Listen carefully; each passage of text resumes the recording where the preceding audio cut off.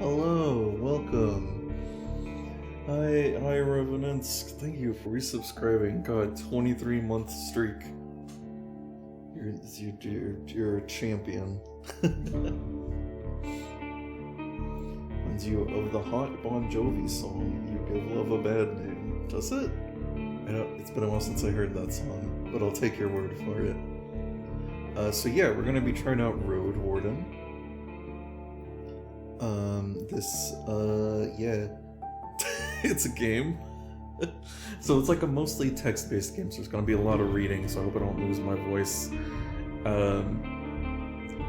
But yeah, it's like an RPG, it's like one of those, choose your own adventure type things.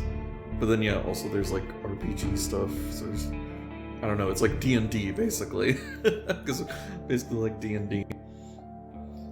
What did you call me? Cardboardager? What? Reading? Yes, that's right. This is a classy channel where we read. We're cultured. Let's just get right into it. New game. Let's see. Everyone knows to stay away from the wilderness.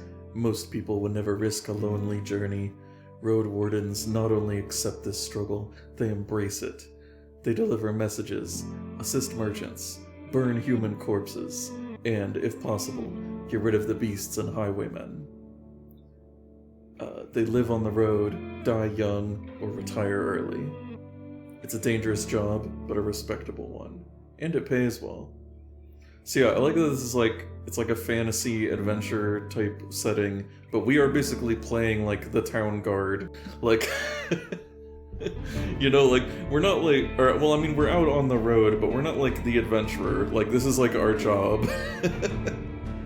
We make sure that, just the everyday people can just get on with their lives. I leave the safety of the city walls, or I still have my doubts. No doubts. I leave the safety of the city walls. Please look the difficulty mode. So we have casual. So now it mentions a time limit, which is like a little concerning, but we'll see. I'm probably just gonna do standard. Just play it as it's intended.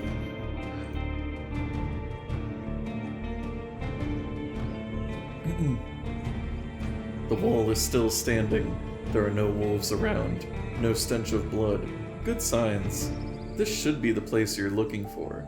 You were supposed to meet with a group of soldiers, but you hear no voices, no sounds of labor. The gate is ajar, but the camp isn't safe. Oh, okay. It may keep away the goblins and pebblers. What's a pebbler? But not beast folk, nor trolls, and the night is near. Your palfrey breathes heavily. It had a long day. I think that means like a horse? I don't... Let's see, hello, Ursa. I could just look for another shelter. Need to look around cautiously. Dismount and sneak to the gate. Or get off the horse and enter the camp briskly. Let's look around, cautiously. Considering the noise, you doubt that anyone noticed the clatter of hooves. The short, dry grasses barely cover the arid soil of this valley. We are maybe a minute away from the edge of the sparse woods, which get denser as they climb up the hills. At best, this trail has a few more years before getting overgrown for good. Hard to believe it's the only route north. Let's peek inside. Your heavy boots hit the ground, and the pain of the long ride finally catches up with you. You stretch out, bringing your back and legs comfort. All you want now is a table, a decent chair, a nice mug of beer, and some warm stew. With any luck, your axe won't be needed here. Over here we got some little tutorials going on. Take care of yourself. Thanks, game. If you're hurt or exhausted, some actions won't be available to you. The weaker you are, the higher the chance you'll die in combat. Good to know. Just like real life. All of those tips were applicable to real life, I think. We have like a timer here, 30 minutes before dusk. Just like quick save. I approach the gate slowly. If it's a military camp, it doesn't look the part. Plenty of wasted space, the fire pit is cold. 2 people are sitting at the table, tired and disheartened. They're looking in different directions, paying no attention to one another. One of them is holding a cup. After a moment, you notice a quiet humming. You recognize the melody of a light-hearted drinking song from the city harbor. They don't look like much of a threat. I can enter. It takes them a few breaths to glance in your direction. The first person greets you with a wave of his hand. There are bags under his eyes, his beard is messy. Despite his simple shirt, he's wearing durable, decent boots. A mace with a head covered in iron hangs at his side, but he doesn't reach for it. That's good. I take a look at the second soul. Hello again.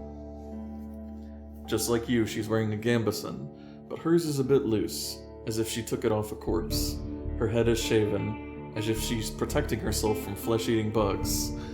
Her eyes are weary yet kind. She smiles.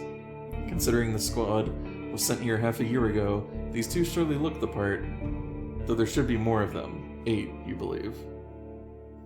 Helby, I'm doing pretty good. How are you doing? Do we let them speak first? I asked them about their lieutenant. You wonder how to phrase your question. Whenever you meet new people, you can influence how they perceive you by selecting one of the attitudes. So we have friendly, playful, distanced, intimidating, or vulnerable. So wait, I think if we click on these, yeah, and then it shows you what the line would be. Like, I was hoping to meet with your lieutenant. Could we talk for a bit? And we have, I'm sure you're busy. And distanced, I'm looking for your lieutenant. Intimidating, I'd rather speak with someone who's not going to waste my time. We mean vulnerable. I had a long journey. Just be pitiful. No, I think let's just be neutral. I'm looking for you, lieutenant. Am I just gonna be? I guess I'm just gonna be playing as Ergo. You know what? Let's be playful. I'm sure you're busy, so if you could just introduce me to you, lieutenant.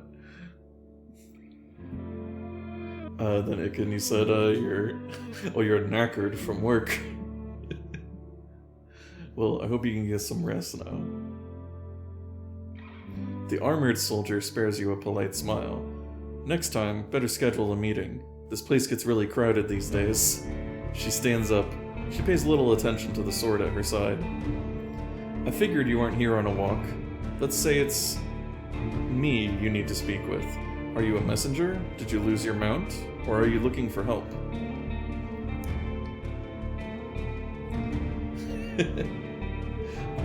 I'm your new Roadwarden. My horse is waiting outside. Really? The soldier in the shirt leans forward. That explains how you got here in one piece, all by yourself. Better bring your beast here, adds the lieutenant. We have no hay, but I bet it dreams of dropping its saddle. A long pause. I'm Tulia, by the way. She reaches out her hand. So we can either just shake her hand, or we can say, it may be a trap. No, I shake her hand. I'm Leto. That's not right. I'm Ergo. Her grasp is confident, the shake is slight. Just keep your horse away from the tents. She steps away. We don't need to smell its dung. There's this one issue. The soldier in the shirt also rises to his feet. We've no tent to spare. You'll have to use a blanket or something. We can say, no problem, I enjoy observing the stars, or I should get used to sleeping on the ground anyway. Here, we'll be romantic. No problem, I enjoy observing the stars. You walk through the gate. Your mount looks around and snorts anxiously. Not many humans could ride a horse. It's not only taller than you, but also bulky, as heavy as it is strong. Yes, I know what a horse is. You can get in the saddle within a single breath, but most people wouldn't know where to even begin. From every side, it's a wall of flesh. Horses were brought to the Dragonwoods from the conquests in the south. They can trot for a long time, but won't outrun some of the local monsters. Your palfrey needs you to survive, but without it, you too would be lost. I've never seen the word palfrey before. But I'm just assuming it means like mount or horse, I guess. Maybe it's like a breed of horse? Let's see. It's my only companion here. I want it to feel at ease, or I don't care how it feels, but I need it to be strong if I want to travel, and I can't afford another one. No, we're nice. We like the horse. Be nice to horse. It takes a few steps towards you, scolding you with another snort. You scratch the bottom of its neck with strength and confidence, just the way it likes it. Humans see useful animals, and even pets, as monsters in disguise. Getting emotionally attached to them is believed to lead humans to their doom. But you know that horses need companionship. Aw. I speak to it gently and lead it to the camp. Horse better not die in this. I mean, I guess that'll be up to my decisions. You end up next to the fire pit. Removing the saddle makes the horse nicker with relief. You take a couple of minutes to examine its back, just in case. While the riding equipment is not that heavy for such a strong animal, with enough time it starts to chafe. You wish it had something better to eat than this shabby grass. You should look for an inn. I need to unpack. You haven't brought that many things, and you lost one of the sacks while fleeing the Crimson Corpse Eaters. The what now? Worst of all, you have no rope, but maybe the soldiers could share one. Shouldn't cost more than a dragon bone. Aside from the travel set, you own a few valuable possessions essential for your trade. Okay, we get to choose our class. So we have the fighter, who says, I spent my savings on decent combat equipment. I have a fine gambeson, an axe made of steel, and a reliable crossbow with quarrels. We have the mage. I have talismans that help me use my powers, as well as an iron axe and a worn gambeson. And the scholar, I carry writing instruments and alchemical ingredients, as well as an iron axe, a worn gambeson, and a healing potion. So, like, you also learn about the classes. And I think they're pretty self-explanatory.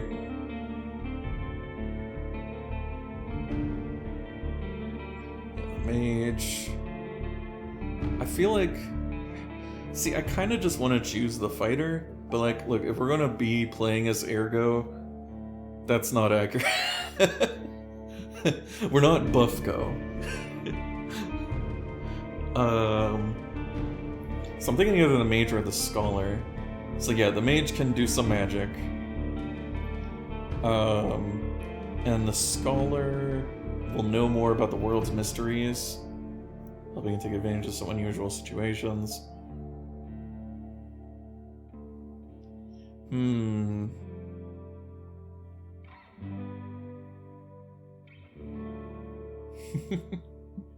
I know how to write a fancy K. Oh wow, that is a fancy K.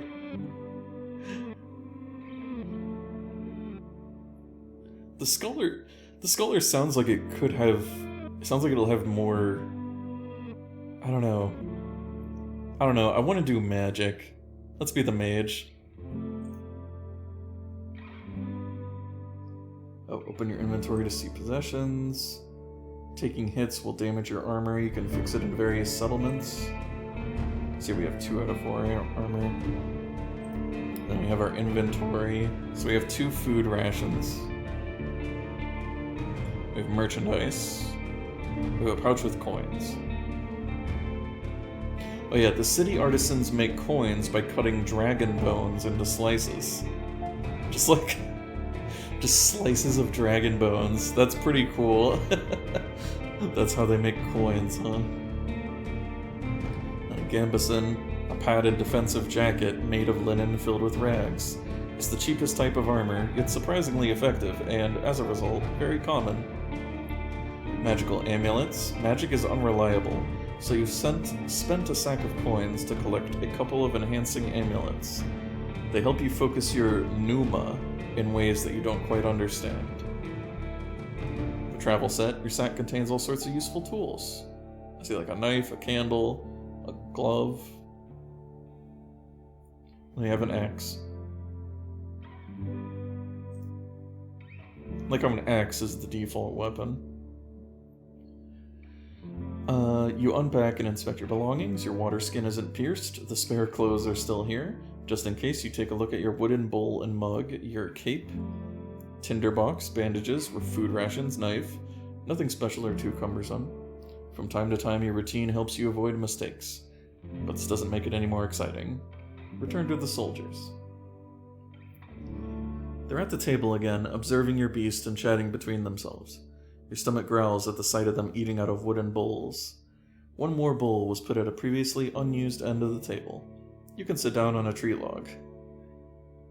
So we can take the meal. Thank them for the meal, but I don't want to eat with them. Or completely ignore the meal. Yes, take a look at the meal. I'm hungry. It's cold gruel, the meal eaten in times of hardship. The specific bowl's filled with water, hog millet, some strange-looking cereals, and blueberries. At least there's blueberries. Welcoming you with a meal, even a humble one, is beyond their duty. Soldiers live with and for their companions, constantly on the move from one part of the realm to another, making sacrifices to protect their group as they face dozens of hideous creatures. Their lives are filled with discipline, hardship, and camaraderie. Roadwardens, on the other hand, learn how to work by themselves. They seldom engage in open combat, patrolling the same roads for years. They help the settlements stay in touch, but also maintain commerce, settle down, forge friendships. When there are no laws to follow, they use their own judgment. Different responsibilities, different lifestyles. And also, keeping your stomach full will make you stronger. Starvation won't allow you to restore vitality while resting. You can find your supplies in the inventory. So yeah, nourishment. I eat quickly, not focusing on the taste, then speak with Tulia. She's focused and chooses her words carefully. She looks away only when she gathers her thoughts. I'm afraid I can tell you less than I would like to, and less than I should. She nods toward the other soldier. As you can see, there's not a lot of us left. At the beginning of summer, there were 8 of us, including our previous lieutenant. 5 are dead, 1 has run away in tears. We're also strangers in this land, adds her companion. Any piece of information may help me do my job. The man leans forward, his legs shake nervously. He sounds like a kid asking a bard to sing one more story, tell a joke, or do a magic trick. Whatever it takes to escape from boredom. His untrimmed beard hides a much younger face than you originally thought. What did the officials tell you? I expect not that much. No soul governs these lands. We can either share or not. I share what I consider to be relevant. You tell the soldiers how little guidance you've received, since this area is too far away from Havlaven to keep it under control. You were warned that it's untamed and unknown. Who knows how many villages, bandits, or monsters may be found in these unmapped hills and forests. From time to time, new people come here to look for boundless opportunities. Most of them never return. We're basically in the Wild West, huh? Do they turn into walking corpses, or find what they're looking for? No soul could tell me, so I was looking for your guidance. The lieutenant drinks from her cup and crosses her legs, ankle on knee. Seeing her chair makes you doubt she'll ever find a comfortable position. Where should we start? Oh boy, we have a lot to talk about. Let me take a drink.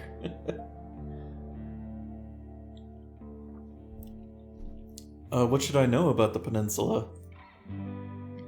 I'll tell you what I know, and you'll be the judge, says the lieutenant. How long did it take you to get here from the city? On a decent palfrey, I'd guess it would be 3-4 days. When you confirm, she continues, from here you can reach the coast in about a day, as long as you don't make any stops. Do you know the situation, why no ships can get here? You nod. The sea route allows Havlaven officials to keep in touch with the coastal villages. Collect taxes, move the soldiers, collect lumber, deliver tools, but maintaining order on a wild coast such as this one is like filling the ocean depths with coins. Because of the rocks, you can hardly stop a ship 5 miles from the shore, and boats can't get much closer. She nods. I don't know much about fishing, but there's not that many people living by the shore. and they don't crave to stay in touch with the city folk. As she pauses, her companion carries on. No soul from the north ever came to the camp, but when we travel to the roadside inn, Pelt of the North, they're happy to trade, and to play dice. Why not just stay at one of the settlements? The man clears his throat. I mean, you know, we're to guard this road, this camp is our post. And well, he turns toward Tulia, she lowers her voice. Don't take it the wrong way, Ergo, but are you a devout soul? Oh boy, we have some choices. Oh, we're choosing our religion, I guess. Let's see, like most city folk, I believe that people should unite their strength to overcome the threats of nature and dark magic. Everyone will be judged for both good and evil deeds. I'm a part of the United Church. Or, for many years I've supported a monastery that does its best to advance mankind's spiritual growth, artistry, herbalism, and magical research. I follow the teachings of an order of truth. Or, I'm from a small village. For me, the freedom of shell, pneuma, and soul are the main virtues of life. My community is unique and independent, and so are its members. I have a place in my fellowship. Or, I have a strong connection to nature and spirits, and follow the path of my ancestors. Some of my beliefs may be considered sinister and treacherous by the city folk. You'd probably call me a pagan. There's no evidence of the right's existence, and all the mystical tales are explained by magic. No, I'm not. Oh boy, okay. Huh. So we have... Are we Christian? Are we science? Are we a cult? Are we a witch? Or are we an atheist? I mean, if I'm playing as Ergo, probably I have a strong connection to nature and spirits, since Ergo is a nature spirit. That would be the most accurate. You'd probably call me a pagan. A pagan Roadwarden. The man scratches his head without the slightest subtlety. Now I'm sure we can have a conversation. We're civilized people. The lieutenant clears her throat. I'm from the United Church, but I'm not a priest or anything, and definitely not a zealot. An awkward pause. The United Church has spilled the blood of countless pagan tribes, making it clear that who's not with them is against them. Your family shared gruesome stories about the atrocities committed by the priests against your ancestors. Sure, I'm not looking for squabbles. The people here are disquieting. Every few words, she taps the table with her finger. Their traditions won't help them negotiate with the officials. Here. She starts to draw lines with her index finger, as if she's pointing at an invisible map.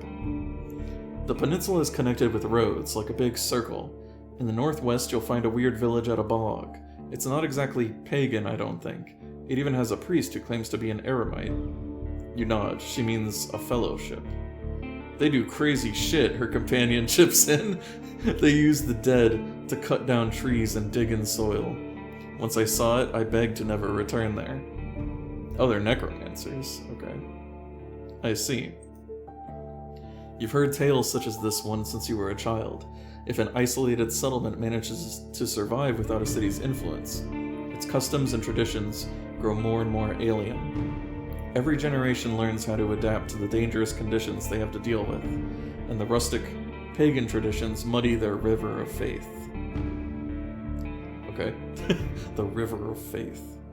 The United Church often warns its members about the crazy druids, necromancers, and blood mages, the bringers of doom, the traitors to mankind. Let's see, were you able to speak with them? How about the East? Any monster worth mentioning? I guess, I don't know, yeah, I'm a little curious about these necromancers. You can see why we were not eager to go there if we could avoid it, the lieutenant chuckles. Maybe they'll be more welcoming to a Roadwarden. The roads are dangerous, with little to no shelters. People need your help. The man in the shirt turns a bit and points a finger to the northwest. If you're heading to the undead village, you'll get to an inn first, and soon. Yeah, necromancers aren't hurting anyone. I mean, as long as they're not like... As long as they're not like, you know, we need some more servants, let's kill a couple people. One could even say they are unhurting them. You'll get to an inn first and soon. Tulia nods. Pelt of the North is a safe place. You can talk with the innkeep or the guards, ask them about the road. How about the east? She stares off across the camp. Hard to tell. We went there only once. There are hills, forests, rivers. We saw a tunnel sculpted in leaves and branches, but we didn't enter it. Wilderness all around. Any monster worth mentioning? Anything that could catch my mount? We saw all sorts of beasts. The man starts to count on his fingers. Goblins, treants, cats large and small, runners, howlers, wolves, spiked boars, mufflin eaters, griffins, but we managed to stay away. Some could catch up with most mounts. Tulia glances at her companion. Though a palfrey should be fine, the trees are so tall that the flying creatures keep to the coast and mountains. There's not that many humans around, and the animals are busy fighting among themselves. They fight more for food than territory. The soldier cracks his knuckles. Don't provoke them, and ride fast. Just count on luck. That's all I need to know. Any ideas what happened to the previous Roadwarden? Julia takes a deep breath. Aren't you a bit late for a rescue mission? We haven't heard from him for almost half a year. The soldiers speak for a bit between themselves, trying to get their story straight. They confirmed that he had stopped by their camp a few times, but stopped showing up at all in early summer. The bearded soldier starts to scratch the table with the tip of his knife without looking at you. I don't remember his voice. Always busy, drowning in things to take care of. He would sit somewhere, sharpen his sword, fix his loud mail, clean clothes, write notes on that wax tablet of his. Yup, and leave at dawn. Unlike us, Asterion never gets bored. Tulia lets out a joyless chuckle. He's secretive, but some of the locals speak about him warmly. Maybe he just doesn't like us. Sounds like you're not sure if he's dead or not. If anyone knows, they won't tell us. Maybe someone is keeping him in a basement. The man carves with passion. We haven't seen him or his saurian. Something ate them, I bet. The officials have hired you, right? They don't expect him to return. Richer Roadwardens often use four-legged, meat-eating saurians as their mounts. They have to be tamed and trained since they're hatching, but, unlike horses, can easily defend themselves from many monsters. So wait, like, a dinosaur? I'm guessing from the name? They just ride dinosaurs? That's cool. At least your palfrey is fast and reliable, and won't suddenly sink its teeth into an innocent passerby. Do you know what he was looking for? Maybe he left you a message. Neither one of us had any insight into his dealings, says Tulia. My predecessor left me no clues. We also took a look at Asterion's stuff. Wait, she raises her open palm. I almost forgot. She stands up and heads to a nearby tent. He has kids, in a village near Havlaven. I was planning to take all his things there. A pouch, a spear, a bow, some potions, quite a treasure. She glances at you, but I would much prefer to bring them the truth about their father.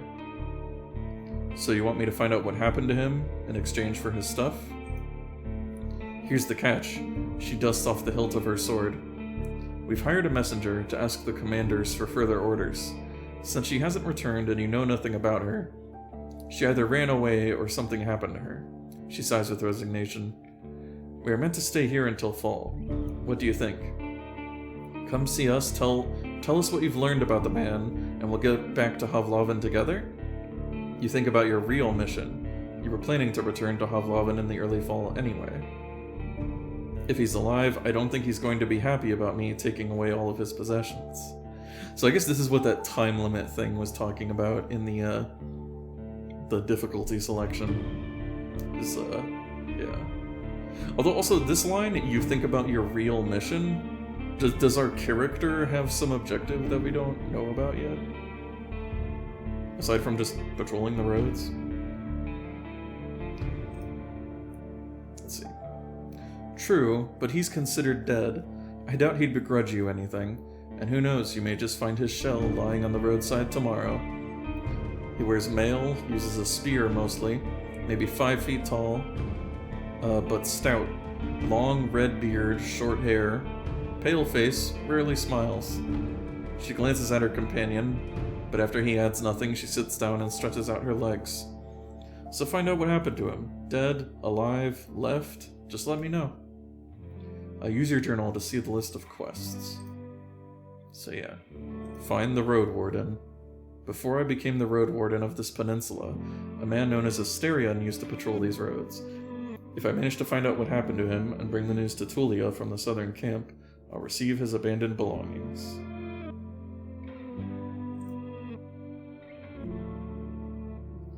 Let's see, I've lost my rope. Could you spare one? You're in luck. She heads toward one of the crates and moves aside a large linen sack, revealing a rope. She brings it back and nonchalantly sits down on her chair. Take it. I was planning to leave it behind. Take a closer look. A fine rope. Nice. Buy for 0. Or I could take it and offer some food in return. No, I'll just buy it for 0. Like the 10 inches of rope. Like, what am I supposed to do with this? Huh. It can support the weight of 4 people. Cool. What happened to your squad? The man shrugs. Bandits happened, and monsters. A strong band, though, his companion chips in. When we got to the peninsula in spring, we saw some people living in this camp. The lieutenant decided to avoid it and look for an inn. We had to travel through the night for a bit. The bearded soldier scoffs and crosses his arms, but she carries on. If he had decided otherwise, we would all have died that day. The innkeeper explained that the camp is a trap, that the armed ones pretend to be soldiers. Stay there at night, lose everything you have. Sounds like slave hunters. Tulia sighs, very much so. They killed some and took others away, who knows where. They were letting the northerners go, hoping to avoid their wrath. It kind of worked, adds the soldier. We asked them for help, but they refused. We had to clear the entire camp on our own, and that's why 3 of our people died. Don't exaggerate, it's not like the lieutenant didn't make a mistake. He wanted to get rid of them and take over their camp, but we didn't know our enemy well enough. We were outnumbered, and they had an ice mage among them. She looks at you.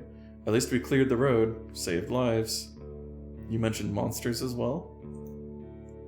Nothing that would surprise you. Those of us who survived the skirmish were young, too inexperienced to spend a summer in this place without a good leader, and they didn't trust me. One of them got caught by a treant. Another one ignored my orders to perform some sort of a ritual hunt, so a werebear tore her to pieces. The last one tried to act tough, didn't tell us that he had cut his hand while cleaning his gambeson. She lets out a ghastly chuckle. We had to cut it off, and he was so ashamed that he decided to walk north, find a new life, and disappear. Idiot. What a colorful journey. The man tries to drink from his mug, but it's empty. You've made this place safer. Barely. Tulia seems tired, and who knows if it was worth the lives and effort. How did you become a lieutenant? That's not much of a story, honestly. She looks at her hand, which is currently rolling a mug over the table. In a city, there's a strict order of, what should I call it? She exchanges looks with her companion, but he can't help her. Well, leadership succession, I guess? Havlavan chief selects commanders, those select lieutenants, and those put their soldiers in order of priority. If a lieutenant dies, they get replaced by the next soldier in line. So you were the successor? Nah, not exactly. When we fought the bandits, our lieutenant was hit by a slingshot. His boyfriend jumped to help him, but failed to protect either of them from a spell. It was like a ball of ice that hung above them and exploded, piercing their heads, completely avoiding their shield. Really unpleasant. She pauses. And you were the third in line? Basically, yeah, she says without enthusiasm. I didn't plan to become a leader, though. I'll get demoted once we return to the city. I prefer to follow anyway. What was your squad's mission? The lieutenant looks into your eyes. You know, the usual. Making the road safe, keeping people alive. I explained that it may be important for me to know what they have tried to accomplish. I can't really tell you. You sense no hesitation. Do you have any other questions? She doesn't trust me enough. Anything I should know? The story is brief. Some merchants built the camp to have an extra stop for mules and donkeys just between the inn and the southern villages. There's plenty of grass here and a pond nearby. When the peninsula grew more dangerous, the camp stood abandoned, from time to time serving as a shelter for travelers. The bandits came here in spring, further paralyzing the exchange of information between the northern and southern settlements. Since these highwaymen are no more, the situation may reverse. Time will tell. You can sleep here wherever you want, the man concludes, their tale. Though don't expect to wake up without pain in your back. If you were me, where would you go next? The soldier answers quickly. To the inn, of course. He grabs his empty mug. The one northwest from here. If you can't afford the room, the main hall is free of charge. The locals rarely gather there. The northern road is much more traveled, mentions Tulia. But the hunters will tell you about this and that, and you'll have a chance to introduce yourself. The innkeeper can listen, and knows many souls. Any tips on how can I make a good first impression on him? She smirks. Avoid cheap jokes, stick to trade, don't waste his time. Show him that you can be relied on. It's getting late, we should prepare for the night. I agree, Tulia sighs with relief. And may you do better than Asterion did. Stay vigilant. She winks at you, shattering the mask of a soldier. Thank you for your help. Also, open the archive to reread the most recent text. Okay. One more thing, if I can. The bearded man approaches you. Can you take the first watch? Splitting time between 3 people makes a great difference. You think for a moment. To fully rest, you need a good sleep.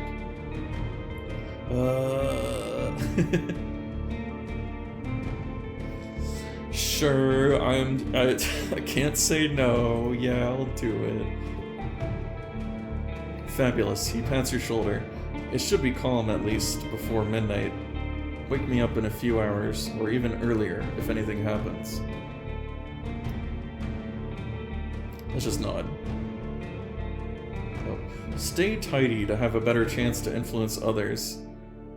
Or appearance. Okay. We have a lot of stats. You go to the barrel and splash water on your face, which makes you even more aware of how much you need a bath. After the night, it will only get worse. Your horse is already napping, still too anxious to lay down. Prepare for my watch. Let me take a drink.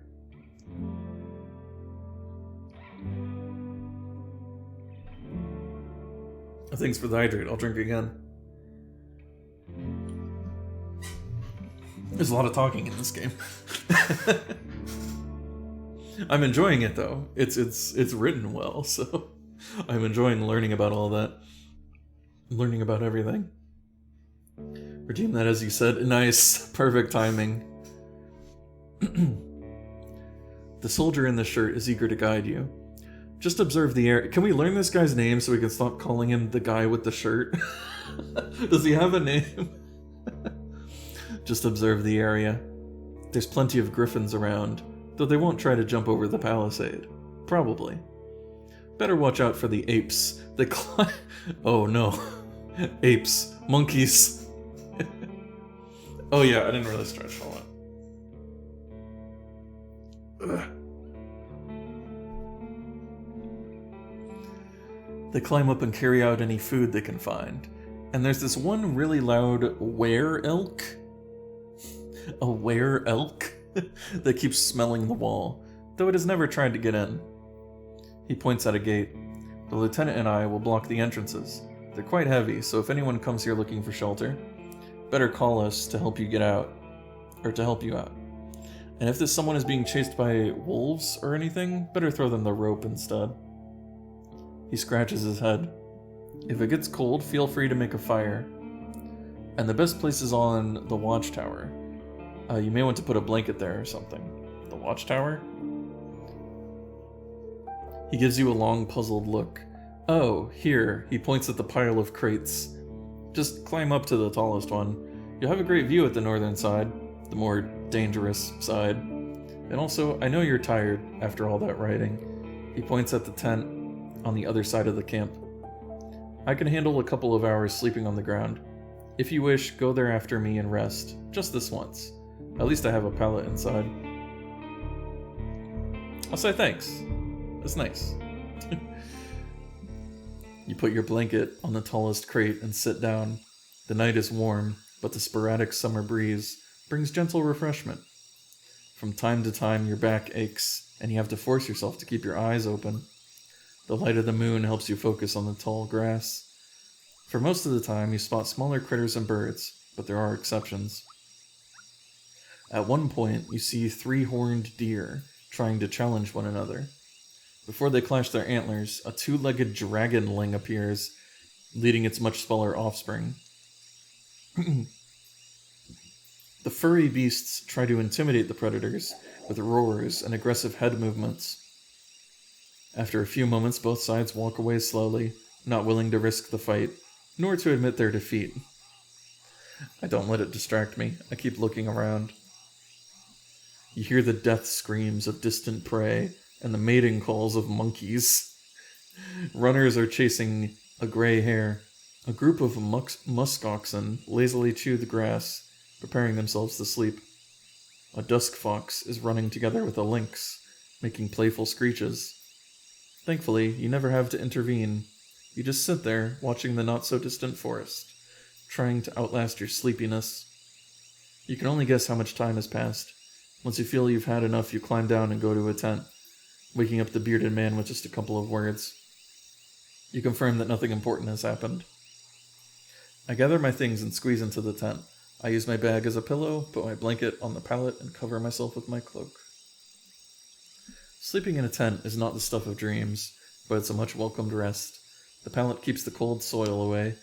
The moonlight saves the outside world from the eerie gloom. You listen to your own breath and find a comfortable position. Your job starts tomorrow. I focus on the real goal of my journey. Aha.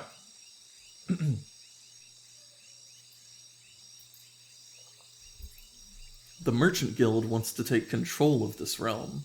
Your wardening duties are secondary. First and foremost, you need to explore the peninsula. Learn about the territory, resources, and threats. Get to know the locals, and if you can, convince them to consider negotiations with Havlavan officials and traders. Could the tribes resist the soldiers, or be a threat to the priests of the United Church?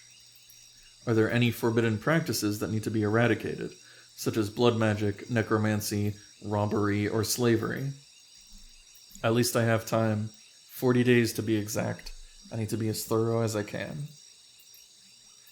Once you finish your reconnaissance, you should speak with Tulia and return to Havlavan. There you'll report back to your employers and get your reward. In the meantime, you have your own goal to pursue. Okay, I need to gather some extra coins so I can help a person I care about. I need to gather some extra coins so I can retire early and live in prosperity and safety. Mood. If I gather enough connections among the local leaders, I'll use them to become a major player in the Merchant Guild. I want to be remembered as the soul who brought peace and order to this realm, a hero. I just want to help people, make this region safer for the locals and the newcomers alike.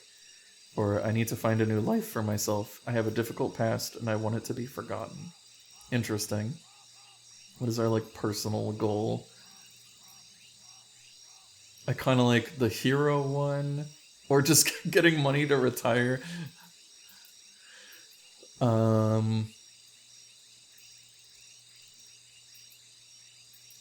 Should I go for the hero?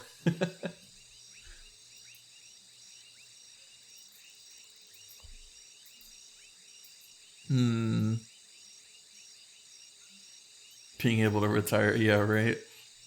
Just looking for treasure.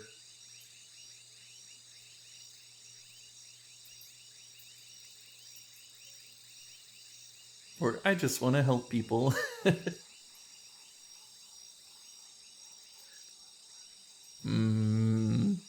kind of tough. Again, if I'm role-playing as Ergo,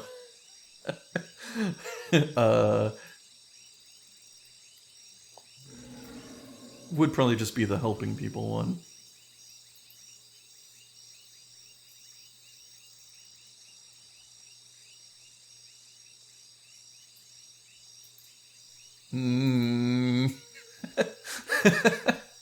I don't know.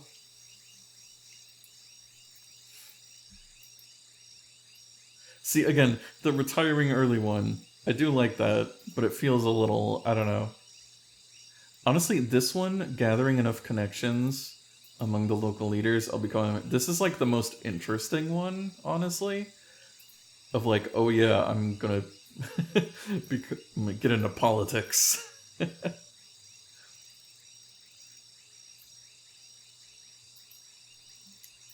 Either starry-eyed kid with a deep passion for heroism or having seen the state of the economy.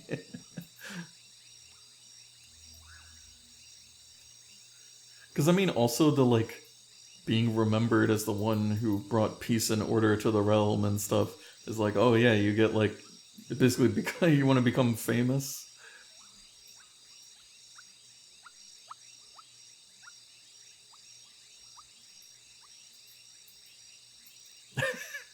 The retiring one is the most honest.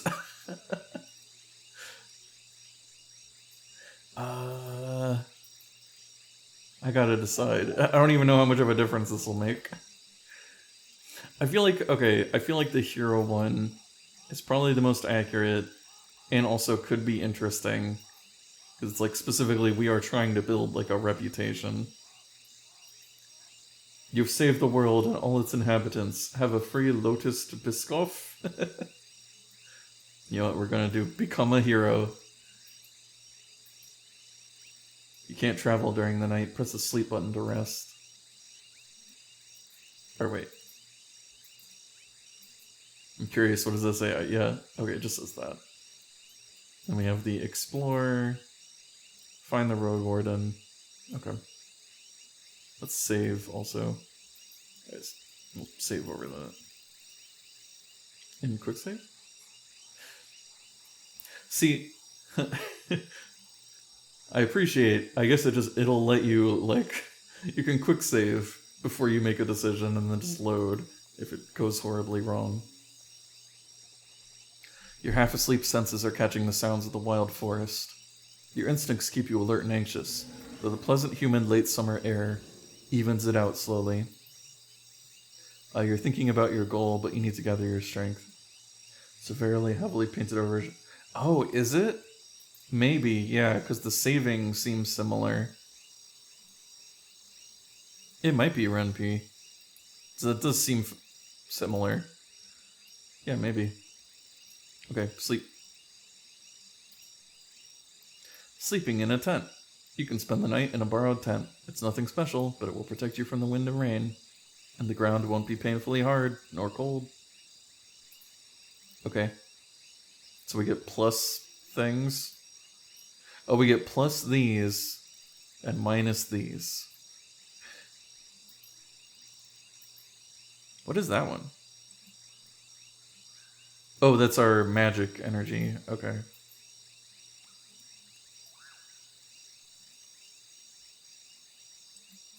Wait. I'm a little confused by, like, the icons in here. I don't know. Oh, you don't need to eat. Okay. And that's just to close the menu. Okay. Sleep.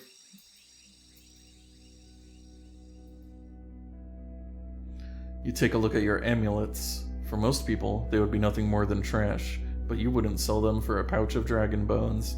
You use them to shape Numa to your will. With these little mementos, the few spells you're familiar with are far more reliable. Who knows, maybe there's already some power held in them. You look at the old, though clean bandages that remember dozens of herbal balms and wounds. You can put them on your hurting muscles, bruises and scratches, then hum an old song about time, which either heals all wounds or kills us too soon to let us bother with our problems. Wow. After a few hours or so, the linen will warm up, confirming it did its job. This tent may not be much, but your spell would make you feel as good as new, though you'd lose some of your energy. So we can say, I don't need to restore my pneuma tonight and perform the ritual. Or I'd rather keep my soul stronger than my shell. I mean, we are at 3 out of 4. Like, that's not bad. And then I'll take, like, 2 out of 3 of our magic points. So I feel like I'd rather keep my magic for something else, maybe.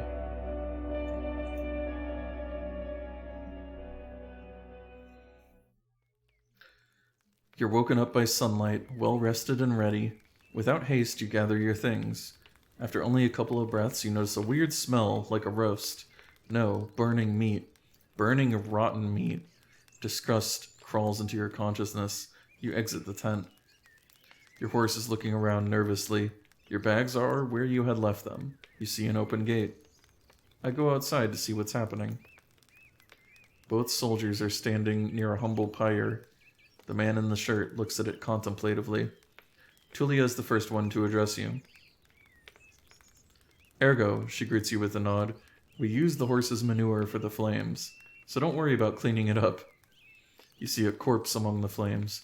It's impossible to tell if it belongs to a male or a female, but it was an adult. The burning process won't be over for a couple more hours. A traveler or an undead? The latter. A young one, she lacked the pneuma to understand that she couldn't get inside the camp without climbing. I stabbed her with a spear from a safe distance. She shifts her weight. One more fog, and she'd be a real threat. Even now, it took a couple of hits to knock her down. Sooner or later, every human shell wakes up, gaining more strength with each soul it devours, and each moment it spends in the fogs. Burning the dead is not just a religious practice, it's a necessity. Soldiers, priests, village mayors, even road wardens. Making a large pyre takes a lot of time, but it saves lives. Tulia calls this undead a she. Most Unites hesitate to do so. Time for me to leave. Running away from the reek, huh? I don't blame you. She walks with you for a few steps. Find us here if you need us, or if you learn what happened to Asterion. There's enough ground here for you to rest. Safe travels. These words make you stop. An old farewell, mocked in a number of songs and tales, but yet you hear no scorn in Tulia's voice. You wonder how many acts of kindness like this one you're going to experience in the days to follow. She returns to the pyre. I prepare myself for the journey. I use the travel button to see the map and move to another area. You somehow miss the fact that your mount is already saddled and warmed up. You double-check the equipment, but you don't need to fix anything. The soldiers were diligent. Normally preparing any palfrey for a long journey takes a lot of time. You put on your gambeson and make sure that your axe is tightly attached to your belt, then get in the saddle. The palfrey knicker's ready to leave. It's time for you to get to the crossroads, north from here. Alright, let's travel. Whoa. It's a big map. Travel forward to continue your journey. Once you're done with the north, speak with Tulia to return to Havlaven. Okay.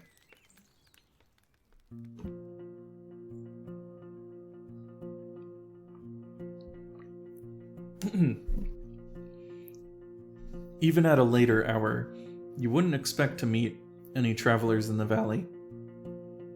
The warm summer breeze lures your mount forward, but the serene chirping of birds is quickly replaced by the distracting screeches and gurgles coming from further down the path. You soon find the pack of four-legged griffins. They're larger than foxes, and merge the features of birds and furred beasts. Each one is of a different size, coat, and colors, and their temperaments are just as varied. Their fronts are covered with vivid feathers, while their rears have darker fur. Their wings are massive, making them impressive jumpers, but they're too heavy to fly. About 24 beasts are yelling, brawling, and chasing each other around, blocking your path. That's a lot. Consider my options. You can't enter the forest blindly. If these or other creatures were to chase after you, The thicket would be disastrous for your horse. There are reasons why travelers stay as close to the main roads as possible, and why adventurers move in groups. Usually, the safest approach would be to stay where you are, and just wait for the pack to get hungry. It may, however, take up to a couple of hours. You're thinking about your conversation with Tulia. You've got a lot to do, and time may be of the essence. If you have enough Pneuma, you can cast spells to access unique interactions. The dice icon marks the actions that involve random chance. So we have spell. And then we have, I take my axe and hurry the horse. If we ride fast enough, we should be fine. Or, I should stay here, better safe than sorry. Well, what spell do we have here? Let's quick save.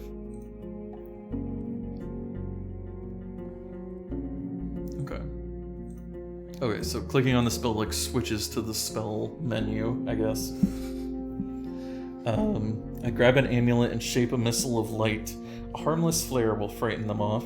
Oh, we're at full magic, so sure, let's try doing some magic. You can learn more about your abilities in the character sheet. Let me take a look at that. Ergo the Roadwarden. After years of practicing with axes and magical amulets, to be remembered as the hero who brought peace and order to the realm. So spells, you can spend Pneuma to overcome challenges with wands and amulets. Healing ritual, whenever you go to sleep, you can spend Pneuma to restore your vitality. Pneuma, vitality, nourishment, armor, appearance. Combat experience, spared animals, religion, pagan.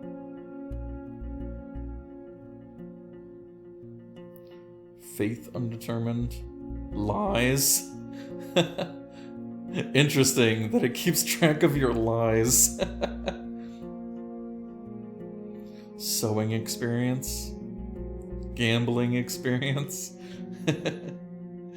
Interesting. There's so much going on in this game, I feel like. Wait, I feel like I should do a regular save. Okay, you grab one of your oldest amulets, a pendant made of leather and a single dim pearl.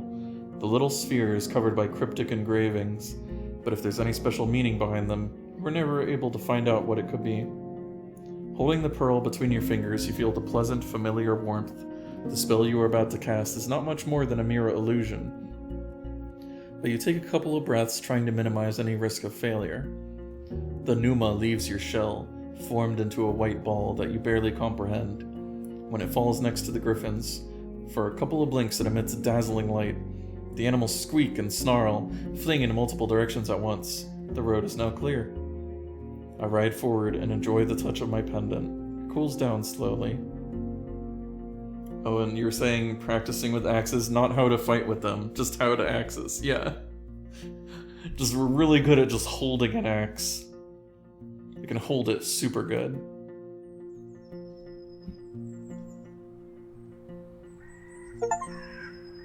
Oh, I got an achievement. Yay. Wait, it says, my name is Ergo, I used to be a mage. I mean, am I not still a mage? I mean, I guess now I'm a Roadwarden. Technically. But I used to be a mage.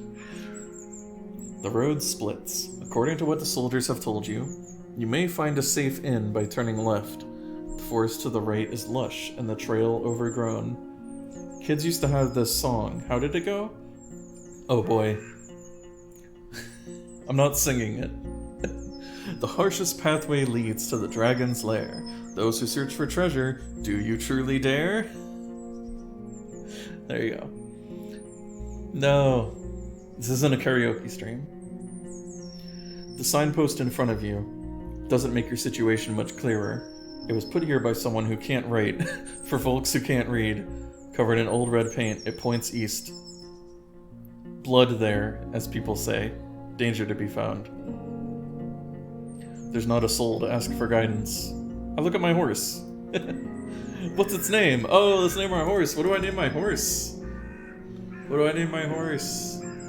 I don't know. See, this makes me think of, like, this is a VTuber thing that me and Grezzy are missing. We don't have, like, a mascot character. We need to come up with one. I need like a crow companion or something. What should I name the horse? I will name it Horse. What do you think? Pretty good, huh?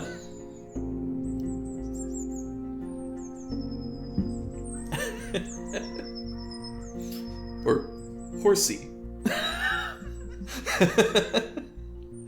Amazing, right? Horsey. Horsey is peaceful as you stroke its mane. Maybe it can't help you choose a path, but you spent many years together.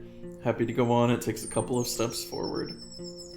You spot a few berry shrubs and wild cabbages, but they still need at least 2 weeks to gain maturity. Oh well, hey, maybe on our way back to, like, leave at the end of the game, we'll be able to eat these berries and cabbages. Alright, looks like we can travel. I'm gonna guess we don't want to go east. Let's go west.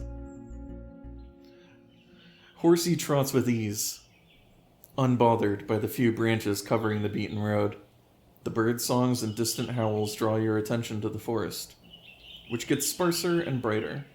You spot boars, roe deer, and saurians. The sight of a nearby wolf pack worries you. Once you push your hips forward and your palfrey enters a canter, the beasts don't even begin a pursuit. The speed alone will protect you from many dangers. You notice a stone tower taller than the leaves. It must be the inn I've heard about.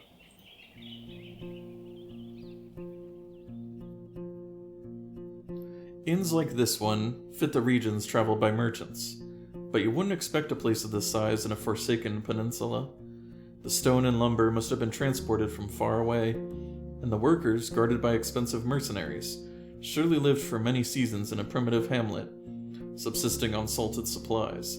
There are seemingly no cracks in the wall, and the building was whitewashed only a few years back. The road is wide and beaten.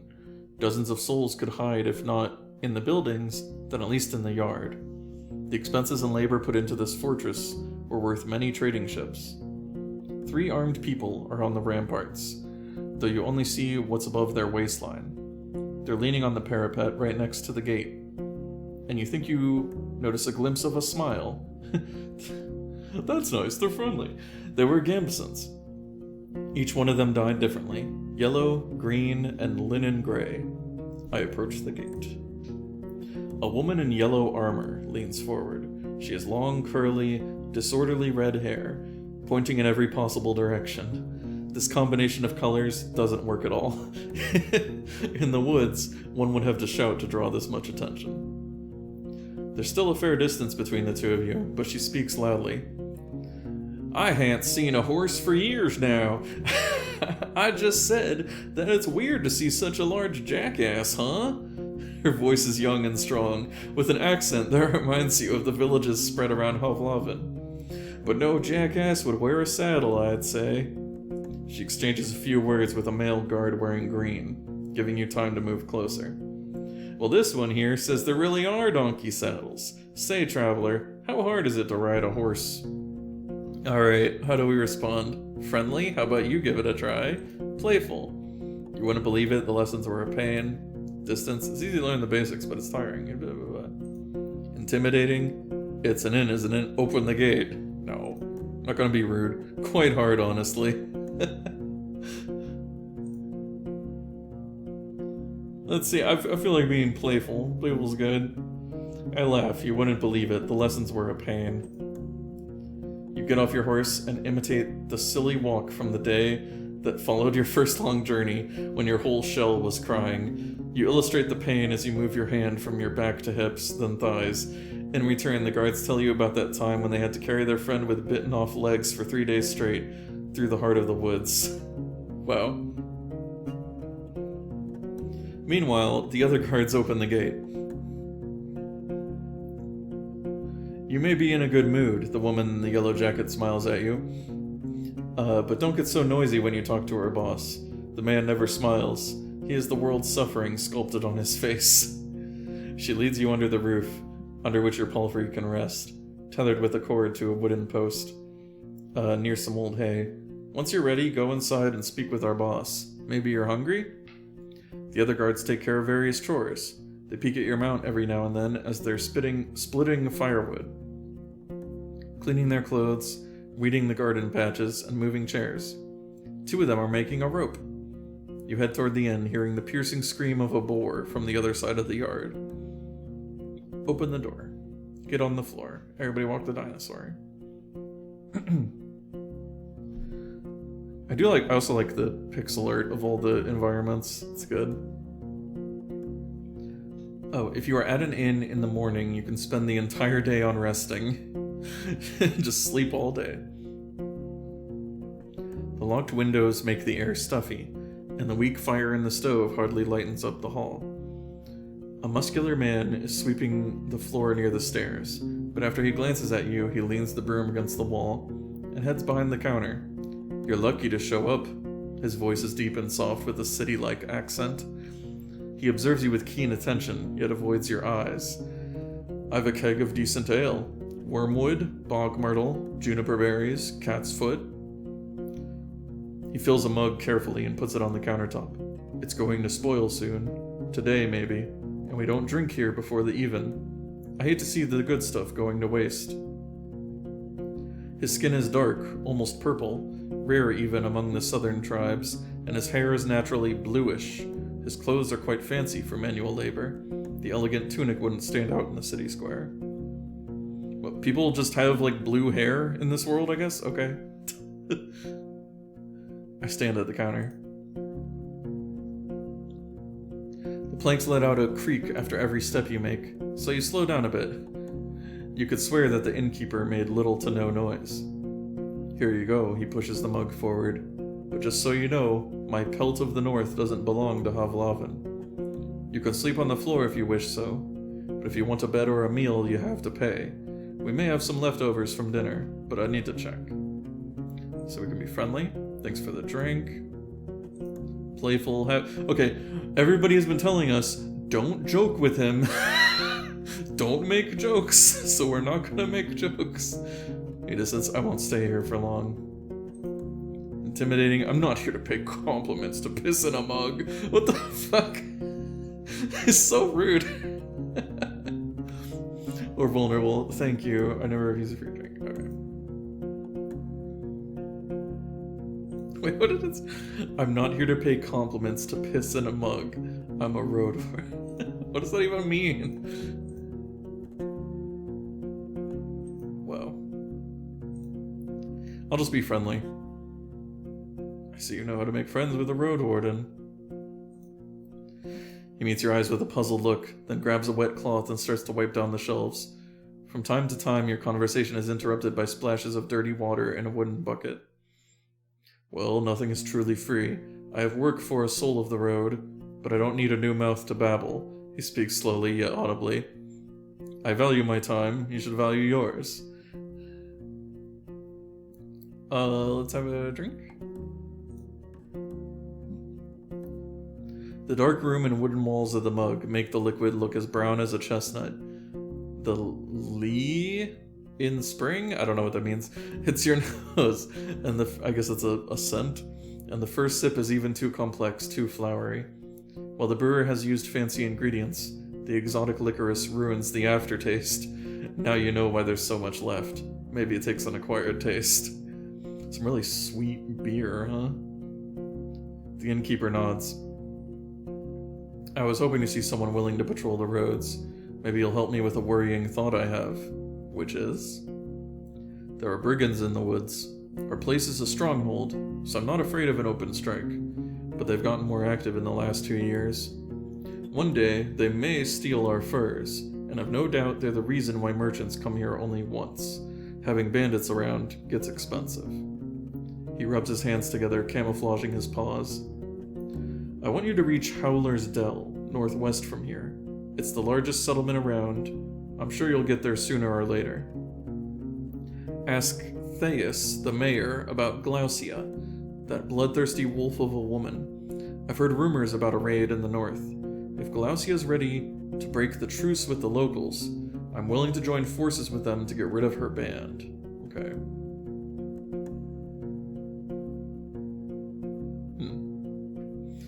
So, okay, wait. Theus is the mayor of Howler's Dell. So Glaucia is the leader of the bandits? Okay. He looks at a nearby dragon bone. Not too difficult, right? Just do it when you have a chance. A couple of days won't make much of a difference. I'll pay you 2 coins when you get back with the news. Fine?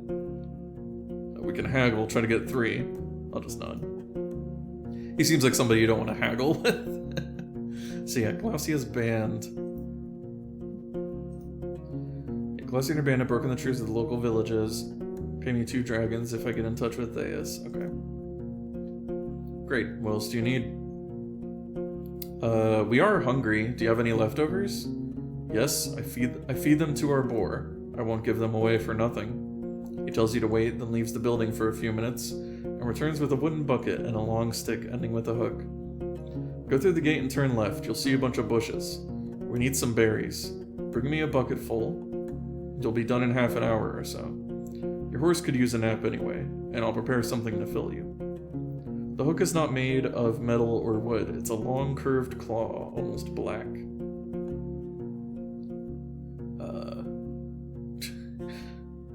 Alright, half an hour? That's quite a lot for berry picking. The tools are cold, not too heavy. You notice a pair of thick gloves at the bottom of the bucket. The berries are not a problem, the innkeeper smirks. Unlike the snakes. Oh great. Better scare them away with a stick, or move them with a hook. And protect your hands. The little ones won't eat you, but don't get bitten. I'm sure you know how to be patient. I have some other questions. Okay, we can sell stuff, we can buy stuff. I'm looking for Asterion, the previous Roadwarden. Are you now? He goes to the table and invites you to sit down with him. I don't think I'm going to be of much help. He rests his elbow on the tabletop, and grunts quietly to clear his throat. But I do want you to find him, so... New hit film, Snakes in the Berry Bushes. I've had it with all these snakes and all these bushes. When asked about his intentions, he measures his words. Asterion and I made a risky deal. Well, a very promising one. Last time he was here, he took 50 coins, my half of the investment. He knocks on the table with a fist anxiously. If you get my coin, or at least find out what happened to the guy, I'll make sure you won't be disappointed after bringing me the news. Could it be that Asterion stole the coins and ran away? He looks at a window and starts to play with a shutter. I just think Asterion ain't the kind of soul that would do such a thing. For him it wasn't much of a fortune, and I'd risk saying he had earned my trust. Not only mine, you know. It's easy for a Roadwarden to make connections. He always had places to go, things to take care of. He rubs the table with his thumb, as if trying to clean an invisible stain. This guy fidgets a lot. I've asked travelers. I've sent a couple of my pals to find him. No real news. I know he stayed in White Marshes for a day, and was meant to do something for the people there. It's a village in the northwest. Just stay on the main road until you reach the bogs, then enter them. You may get there before dusk. So let me know once you find anything, and we may yet return to this whole investment thing. I'll think about it. What can you tell me about the peninsula? What could anyone say? This place doesn't even have a name, unless there's an old book in an archive that no soul knows about. You know what I'd call everything from here to the coast? The hunting ground. He glances at your eyes. But it's not us who hunt, keep that in heart, but the beasts in all shapes and forms. His words gain confidence slowly, which is strengthened by his deep voice. I've lived in this inn for over 10 years now, and I've only seen a couple of roads, a couple of places. It's just, once you get here, and you see how harsh it is to hit the road, you have only more reasons to stay at the warm stove behind a wall, even if it's suffocating. He looks toward the windows. I'm sure you've heard a lot already, that the people don't build hamlets anymore. There are no more ibexes from the south, and the traders stay for only a few days. All of our iron is used for cauldrons, not swords or tools. Thanks for the hydrate. What will I find traveling west? Well, there are hills nearby. Then you'll find a village, maybe an hour away from here. Poor... Yeah, I'm doing okay. We could still continue for a while. You'll find a village maybe an hour away from here. It was destroyed by beasts almost a decade ago. Nothing to see there. The goblins live there now, so most people just travel around it. And they say it's haunted, but who knows? Who cares? He crosses his arms and starts to sway back and forth, gathering his thoughts. You'll get to a large tree on the edge of the swamp. For the locals, it's sacred. You're not used to hearing someone mentioning pagans, as if there's nothing unusual about them. There's a small path south, which leads to an old mine in the mountains. Nothing to find there. But keep riding north and you'll find Howler's Dell, set at a clean brook. Farmers live there, and mouflons. What's a mouflon? And this game has a lot of words I don't know. And druids. They'll let you stay for a night, but they're not cheap. If anyone thinks my prices are bad, it means they ain't been to the Ape Ale Inn yet. He lets out a gentle smile. Smile politely. I know only a bit about the next settlement, Old Pagos. The soil there ain't too fertile, so they work in their quarry and help other settlements build things in exchange for crops. The forests and hills ain't too harsh, but the Seekers have a small monastery nearby in the mountains. I don't care much about them, they keep to themselves, and they don't pay well. The third village is unknown to me, White Marshes, set at the bogs. I've heard it smells like a griffin's lair. I've heard a lot of nasty rumors about the place, but I won't share them. I don't want to be a lie spreader. So 3 villages, really. Howlers, the one near the monastery, whatever it's called, and Marshes. Don't let their beds and palisades fool you, though. Weird people live there. Don't tell them more than you need to. You wonder if it's something he would tell other travelers as well. Are the eastern roads as rough as I've heard? Pretty much. Don't leave the main road, I'd say. Not so far from here, you'll find an old dolmen. God, so much text. Find an old dolmen. A few of my people had to spend a night there, and monkeys stole food and gods from their bags. It was their fault. One of them had fallen asleep in the middle of his watch, but, you know. The eastern forests are wild, the roads are rough. Almost no soul lives there. One day all these roads will be swallowed by the trees again.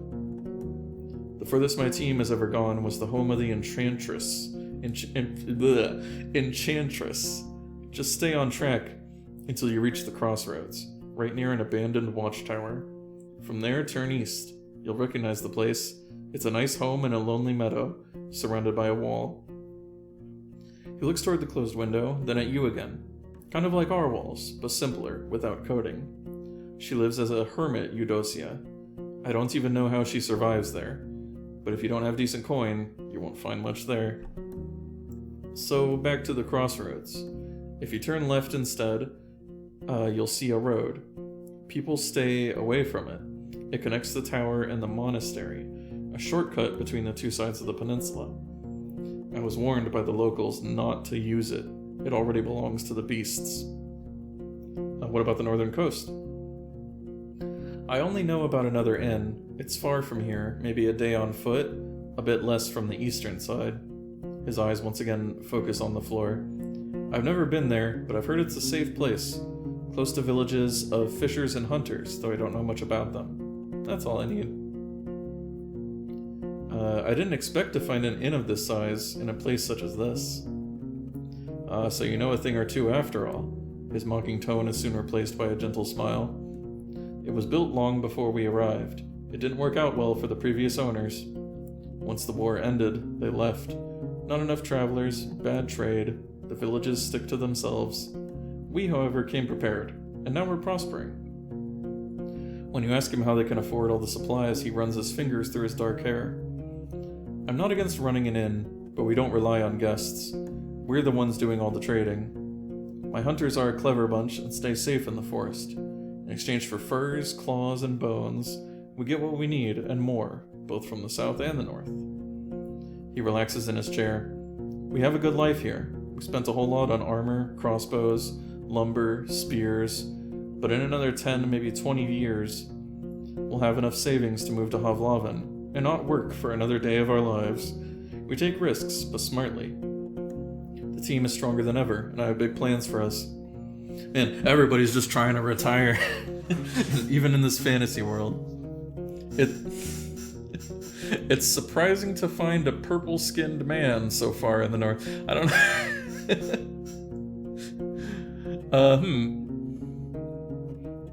I mean, I'm a little curious about. I'm a little curious, but what's that one meme like? You can't just ask somebody why they're white. You can't just ask somebody why they're purple.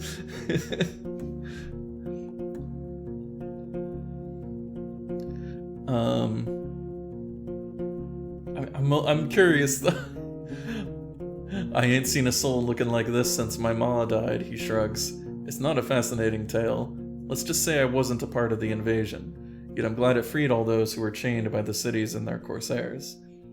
He looks at the wall. I'm Ie-san, by the way, but I rarely hear the name. Okay. Is there a good story behind the inn's name? I mean, there's a story, but not a good one. He clears his throat. For years I wanted to have an inn called Pelt, but in my city it would be in bad taste. Taverns and inns named with a single word were cheap, had a nasty reputation. There was the Claw and Mugger, Basilisk, Blissful, I think. The good places used at least 2 words: empty barrel, a rose and a helmet, Empress's smile. Pighead was the exception. It was a real dive. He chuckles. In my soul, it's still just a pelt. Pelts are what we came here for, and what will help us reach our goals. Turn to my other questions. Oh yeah, what is this band of bandits?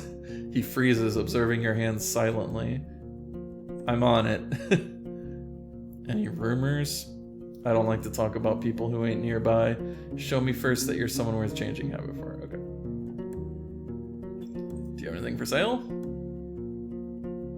New trader unlocked. Okay. I can go and pick up a few things for you. Some food for your travels to start with. Apples, nuts, sausage. Not too many at once. We need to maintain our supplies. Yeah, thanks for the hydrate, Moon. I've got an elk fur I don't need. Its buyer was caught by a pack of red wolves. Nice for a sleeping spot, just as nice for a wall. An almost untouched bowl of soap, priceless for a traveler. You can't tell if he's being sarcastic. Made of fine oak ash, strong, though you should have some better supplies before you start your own bathhouse. After you mention you'd like something more useful on these roads, he looks down. I don't have any blades or armor to spare. But if you pay well, you can take one of our crossbows and a bunch of corals. A yew-bow, wool cords, and the trigger needs just a little bit of oil. It's as good as you can get without soaking it in magic. It takes a bit of muscle to draw, but even a 16-year-old can handle it. I won't sell it cheap, but I'm ready to give a discount to a helpful ally. Okay.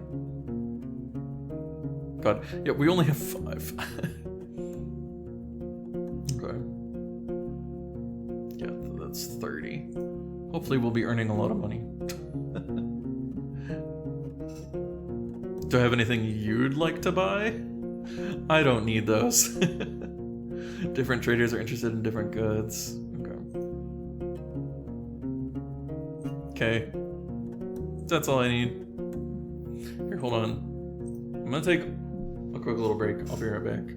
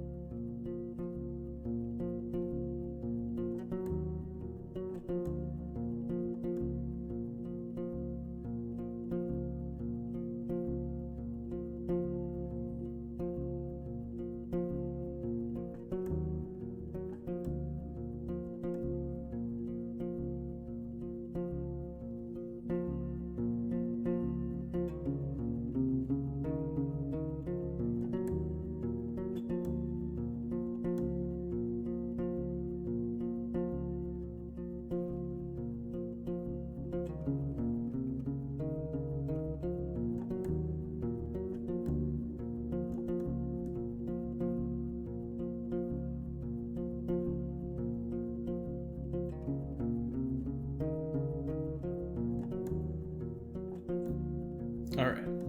I'm back. Got a fresh cup of water. Horsey is lazily looking around. At this hour, the armorer's workshop is closed. It's still morning, right? Yeah. Right, so we got our little mini quest, forage for berries.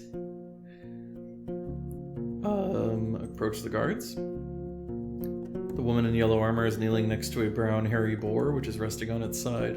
The beast is not as large as the dark ones from the forests. It responds to the touch of the human's hand and brush with grateful grunting and rapid twitches of a hind hoof. No matter how friendly it appears, it's still tethered to the well, and you have no doubts that its charge would leave Horsey dead in a breath. When the woman notices you, she steps forward to the boar's disappointment. So, the new Roadwarden? Roadwarden? She points at a window with her chin, forestalling the question. We don't need anything now, but when we travel with our furs, we can use some assistance. She may be around 30, but her warm voice and bright smile are camouflaging the touch of time on her unpowdered face. Like many red-haired people with freckles, her skin is unhealthily pale. Wow, just calling out gingers. The boar runs up to her, observing your boots and fruitlessly sniffing for food beneath the beaten ground. She pats its back, but maintains her focus.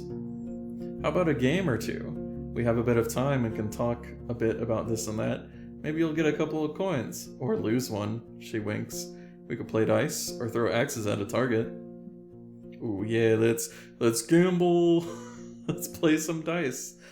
Your arrival, and especially the dragon bone you pull out, are cheerfully welcomed. 2 of the guards bring a table from the inn. Another one prepares a couple of stools and chairs. There are also spectators, and you're told that the other hunters are either sleeping or have duty on the tower. Remember, no magic, says one of the players. His face is deadly serious. The game is new to you, but in no way baffling. 4 people can play at once. The wooden dice are long, with only 4 dotted faces. Every time someone wins a round, they get a point. And the person with the most points at the end of the game wins all the coins. As you play, you don't feel like you have much control over the results. I blend in with the group. You share casual jokes, memories, and views on luck and optimal strategies. Horsey and Tulia's camp are also brought up. When you ask about the roads or the locals, their stories are vague. The drinks are here. It's a poor beer made from the leftovers after the regular brewing. It's cold, sweet, and doesn't reach your head, but you try to avoid the smell. Just don't spill anything. The boar may get sick, says your bold opponent. In just a few minutes, you get 2 points, which are now represented by smooth pebbles. You don't really know how you got them. Either you don't get the strategy, or it's just pure luck. Let's see how lucky I am. Your score is second best. Nice one, you hear from the man with a fancily braided beard, who reaches to pick up your dragon bone. As the table and the chairs are carried back into the building, the guard in yellow armor looks at you with a smile. Have you ever been at the heart of the woods? Here, wait, hold on. Can I get your name? Tell me about yourself. Oh, what was that? After a brief giggle, her voice gets cold and serious. Nah, Roadwarden. We use names and stories among friends. You ain't one. Don't make me tempt curses. Wow. Have you ever been at the heart of the woods? We sometimes hunt south from there. There are good hunting grounds in the western half. The second one is too overgrown. Maybe the soil is different? She shrugs, then moves the hair away from her forehead. But it's a risky spot. There are treants there and wolves, even the furless ones. Furless wolves? And if you have to go through the tall grasses, watch out for what's on the ground. There ain't many archers in the trees. She smiles as if it's a joke. But there are all too many worms, even larger than a water leech. Gross. The innkeep has asked me to forage for berries? She chuckles. Oh, don't worry about it. Usually we forage by ourselves, but he wouldn't ask you for a dragon for a meal. He gives small jobs to people all the time, just to see who agrees to do them. Wants to judge who's of use and who's too proud for their own good. If you've agreed, just be sure to get those berries today. And don't try to take his tools away. He hates thieves. I have some questions. Not much to tell, honestly. There are many beasts around, both wild game and dangerous monsters. We spend our time surrounded by these walls, leaving only to hunt, forage, or trade. That's an unusual tower. I'd expect it to be closer to the gate and shorter. Like in Havlaven? Fair, but it ain't here to protect the gate. This stronghold was built long before we moved in, and not to fight off humans. The tower is meant to be used by those who observe the deep forest. We look out for fires, dragons, and any winged creatures that are looking to roost on the roof. Baldy, she nods toward a man who, indeed, is completely bald, has a great eye, and sees well even in darkness. Any interesting creatures nearby? Here? Everything lives here. She flips her hair. I swear, we saw a few dragons, a unicorn family, a battle between trolls and goblins, faced 2 beastmen, oh, and a gargoyle, and a hunting queen shouts all the time. I could tell you all about them, but I won't. She winks and pats the boar on its head. You know, hunters have their secrets. Your group seems to be quite attached to this boar. How could you not be? She crouches and raises the boar's head, but it steps away and squeals as if someone's murdering it. It came with us from the city. Just in case. We had no clue how our first winter would go, so we needed some backup meat. And it works too, cleans the dirt. She reaches out to the beast again, but it trots away. The woman straightens up with a pleased sigh. We haven't needed to eat it so far, but it's also funny. I learned in my home village that the farm boars are getting a bit smaller and more cuddly, kind of like ibexes, so it's not such a wild, dangerous beast. But we don't let it get close to other animals, or children. What do you usually hunt for? Anything we can eat or sell. If there's a partridge, a squirrel, or a rat, we don't complain. But when we move as a group, we look for something larger. Deers and aurochs are delicious, but we don't always look for taste alone. There's value in bones, antlers, claws, tusks, things people use to make tools or sculptures. We use some of them to make tools and spears. You can never have enough spears. She pauses and looks at a strand of her hair, then suddenly speaks up again. And we look for furs, of course. What can I find north from here? I'm sorry, we don't really go to those regions. We stay close to home, only sometimes move south or west, to Howler's Dell, but only to trade. They're fine with buying more than they need, since they then take wares to the coast. She takes a long breath, twirling her hair and gathering her thoughts. You know what? I've never even seen a beach, and I've been living here for how many? More than 10 years now, she giggles. The only part of the sea I've seen was from Old Pagos, which is placed on a hill. I've never put a toe in salt water. She looks toward another huntress who confirms that her experience is the same. But Old Pagos is a good place. As long as you don't mock their order and act nice, they'll also be kind. Boss says they're too serious for him to stand them, but at least they don't bite without a reason. Have you heard anything about the necromancers? It's something new, her voice lowers to a whisper. I've never been to White Marshes, but over the years we've seen people moving away from there, south. They told us that the place has changed too much. A priest died, I think? And the new one awakens the dead. Sorry, Roadwarden, that's all I know. If she's hiding something, she sounds convincing. Thanks. Looking for knowledge about wild creatures? Oh. She looks at the boar, which seems to be obsessed with a clump of grass growing next to the well. 15 dragons, no less. That's a lot. Is there any discount for friends? Well, depending on the friend. She gives you a radiant smile. Let's say 15. If it's too much for you, maybe ask me after you spend some time around. Show us what you're capable of. Or play dice with us when you have an hour to spare. These folks here, she starts to whisper, and points with her thumb at the guards behind. They crave gossip. Never mind. I walk away. Oh, the armorer is open now.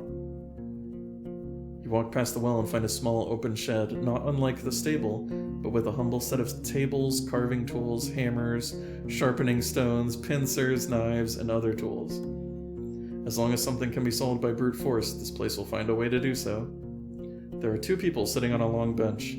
The first one is a male with maybe inch-long hair, a cleanly shaven face, a thin, long yellow tunic, bare legs, and sandals. He ignores your presence, sewing a gambeson with great concentration. The second person is a boy, maybe 15, who's wearing the crude outfit of a farmer. He glances at you, but soon returns to sharpening a long dagger. Greetings! The man raises his head, but it's the boy who speaks, focused on his task. He ain't talking. Tell him what it is that you need. The man smiles in confirmation, looks at the piece of garment in his hands, then looks around, shrugs, and returns to you with a raised eyebrow. Let's see. What did we say? I'm in need of your services.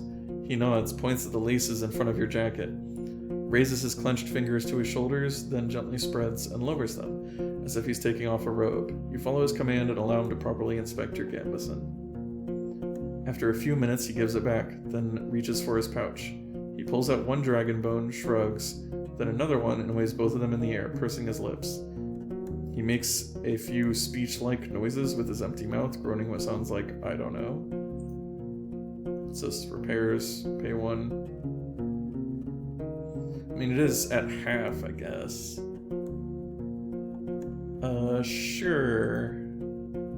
Yay. We repaired our clothes.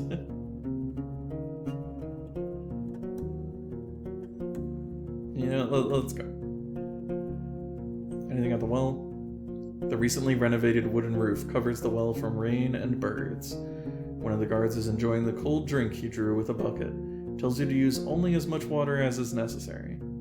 You need at least one piece of bathing equipment to get more. Okay. Step away. Let's go forage for the berries. The innkeeper knew what he was talking about. You put on the gloves and look through the bushes from a safe distance. It doesn't take long before you notice the first serpent lying on a rock somewhere in the thicket. The creatures are not that large, and even if some of them hiss at you or slither closer, the jabs of the hook keep them at a distance. You don't know much about these berries. They're round and reddish. You wouldn't trust such a color, even if you were looking for food in the wilderness. The plants don't have thorns, but the leaves are harsh, so you make sure to thoroughly cover your skin with your clothes. You have to look through many bushes to fill the bucket, but the presence of insects and snakes doesn't allow you to relax. Gather the berries, go back to the inn. You've returned to the courtyard. 2 of the guards are participating in a friendly skirmish. Their wrestling is accompanied by a crowd. Enter the inn. The locked windows make the air... Okay, this is... Alright, well... Several guards are eating gruel and talking with the innkeeper at the stove. So, you again. Need anything? I put his fruits on the counter. Great. He peeks inside the bucket. I've got cabbage stew with a few goose chunks for you. I'd serve it even to merchants if there were any around. The meal is warm and filling. It's well seasoned and not overcooked. And like I've said, I rarely have food to spare, but feel free to ask if you ever stop by. You may be lucky, and I've been cooking my whole life. Thanks. And how did that old hook of mine work out for you? I see you still have your hands. I give him the hook. I'm fine. Takes the tools from you and nods. Actually, wait, shit. I should have kept it. I should have bought it. Probably gonna need it. Like horsies are in our inventory.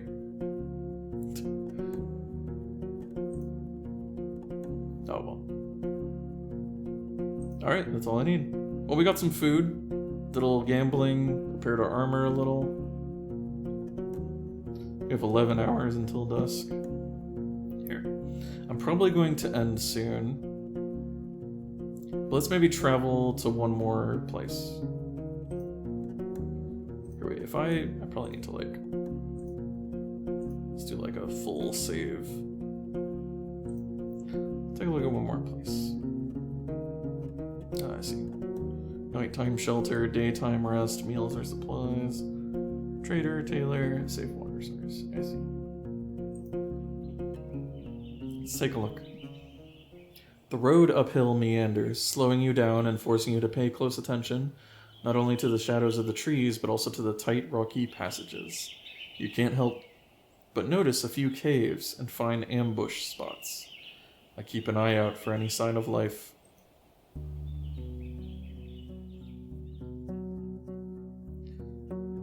The ruined village. Standing in front of the gate, you hear no voices, no tools at work, no steps. Dozens of birds live among the collapsed roofs. Their fluttering, singing, and squawking is free of worries.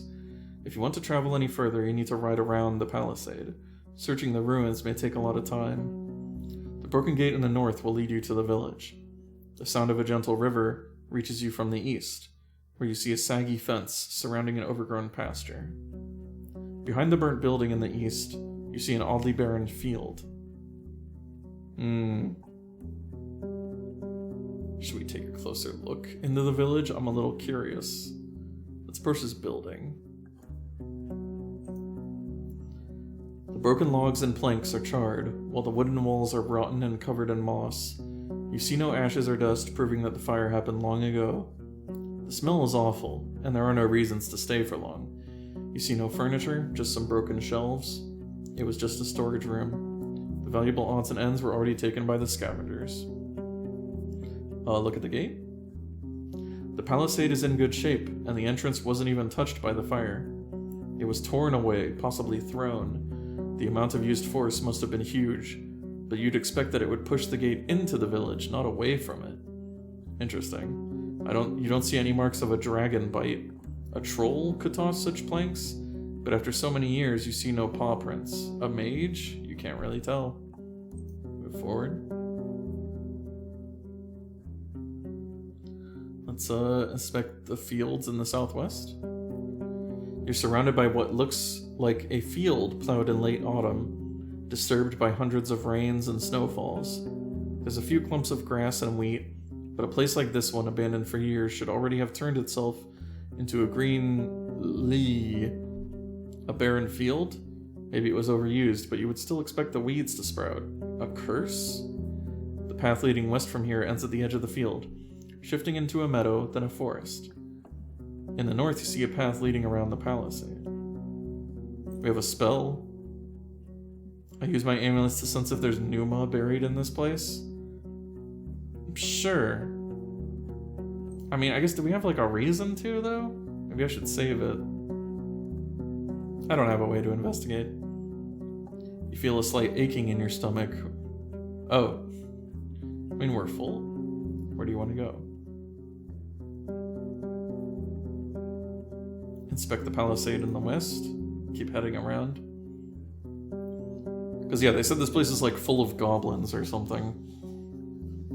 The tracks of human footwear and many, many more ape footprints, again, there's just apes everywhere, cover the path formed around the palisade's breach. As far as you can tell, the freshest footprints lead to the village. The wooden stakes spread on the ground are rotten, covered in mushrooms, small flowers, insects, and worms, a good source of animal or goblin food, though you'd expect them to also hunt for the birds and eggs. The meadow in the west turns into a forest quickly. The grasses in the north surround dozens of tree stumps, already covered with moss and fungi. Going south, you reach a large field, though you don't see any crops. Yep, that's where we came from. I shouldn't enter the forest, especially not in this area. It's unpredictable. You feel a slight aching in it. Why do we keep getting an aching in our stomach?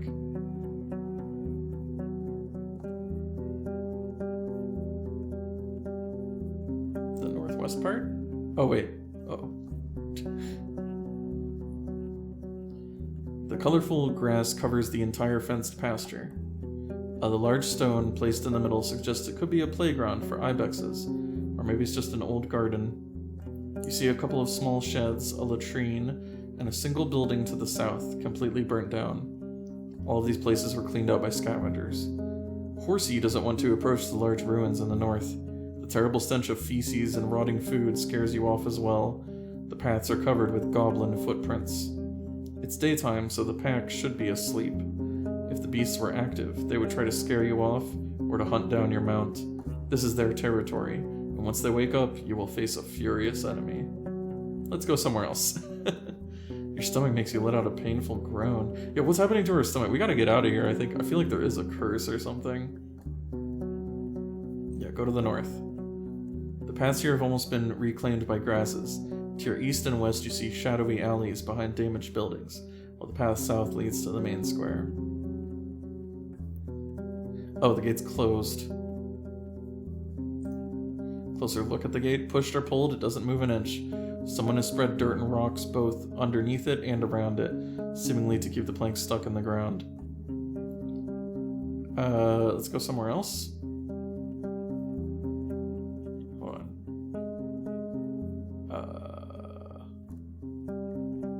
So I guess the clearing in the west, there you go. The meadow is lush and colorful, and so dense it's unsafe for a rider. For a couple of minutes you lead Horsey with a rope, avoiding the potential disaster in case of a hoof falling into an animal den. Being forced to travel around the palisade every time you get here is going to be a pain. Most of the tree trunks look similar and have a comparable size. They were most likely planted with the sole purpose of being cut down and used by the locals. Though cutting so many trees at once, that alone could provoke the wrath of the herds. What does that mean? Such a process should be spread across a couple of seasons, and you can't be sure that was the case. In the west and north, the clearing turns into a wild forest. In the east, you see a road leading north. Leave the clearing. Hold on, here's my theory based on that information. I wonder if maybe he's talking about, like, tree ants, like ents. Like, maybe they, like, made, you know, the forest angry because they cut down so many trees, and also that's why, like, the ground is, like, cursed and whatever. I don't know. Yeah, why do we have a stomachache? Also, this place is definitely just, let's get the fuck out of here. Go to the road leading north from the village. You're at the closed northern gate. The neglected road is partially overgrown. You hear a river in the east, separated by the lush meadow, filled with crickets and rodents. Let's go.